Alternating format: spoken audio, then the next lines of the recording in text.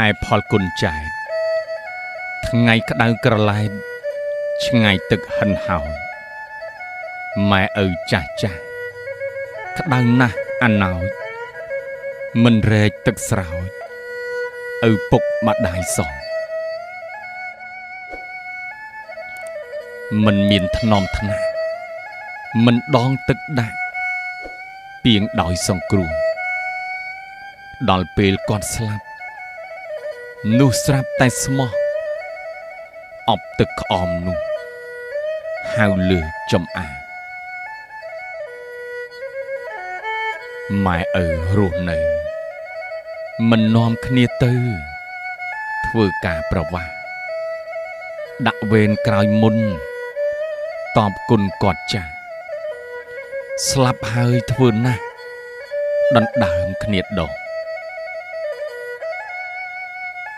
ដូចស្រោចគល់ឈើងាកងើបងេងើមិនដឹងត្រូវខុសទើបកូនវន្ទាស្មាលាទោសខុសម៉ែឪនៅរស់មិនដែលវន្ទាកាលមានជីវិតនោះកូនគ្មានគិតម្ដេចរួចវេរីម្ដាយឪពុកទូនមានកូនគ្មានបូជាបំពេញសទ្ធាឲ្យម្ដាយស្មាទានស្ដាប់ធម៌ទេសនាឲ្យម្ដាយជ្រះថ្លារោគសួរនិព្វាន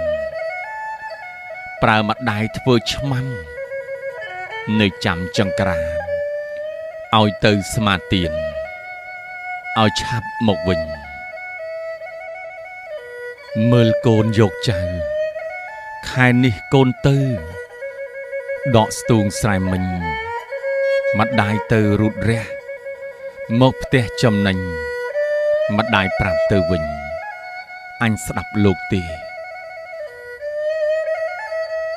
កូនថាស្ទូងហើយ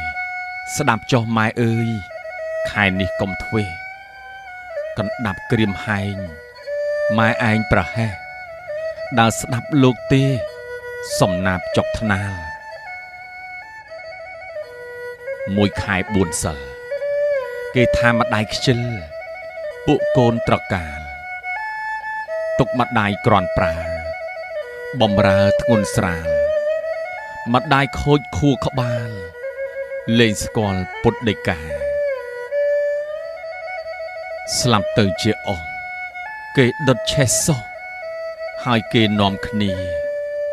រើសធាតុដាក់ថោភ្នែកស្លោអនិច្ចាហៅញាតិកាហែធាតុទៅវត្តឲ្យនៅស្ដាប់ធម៌ឲ្យធាតុត្រេកអរព្រោះលែងប្រើគាត់កាលគាត់រស់នៅមិនឲ្យទៅវត្តដុតឆេះខ្លោចម៉ត់ទើបឲ្យទៅថ្កានហេតុនេះអ្នកអើយកុំប្រងើយប្រស្រីគ្រប់ប្រាណបំរើមេត្តាបិតាកុំខានទើបសុខក្សេមខ្សានបានអាយុវែងកុំគប់បីធ្វេសកុំឆ្លោះចោះចេះនឹងម៉ែឪឯងជាតិនេះជាតិក្រោយទុកសោយមិនលែងព្រះពុទ្ធសំដែងច្បាស់ឥតសង្ស័យអវិជ័យនរៈទំរាំរួចទុកយូយាពេកក្រៃអាយុមួយកាប់គ្មានរាល់ខែថ្ងៃបើមាននិស័យ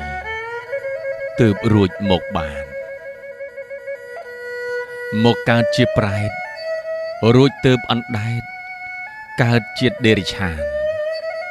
លុះអស់វេរីទើបជាមនុស្សបានខ្វិនខ្វាក់ក៏មាន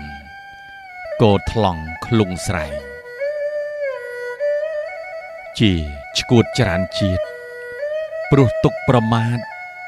ឪពុកម្ដាយឯងមាក់ងាយដល់ព្រះក្នុងផ្ទះឥតក្រែងទើបបានចំបែងរងទុកឆ្នេះណា ថ្លែងច្បាប់ប៉ុណ្ណេះសូមបញ្ឈប់ស្លេះសង្ខេបវាចាថ្លែងមកប៉ុន្មានសូមបានផលឡាដោយក្តីប្រាថ្នា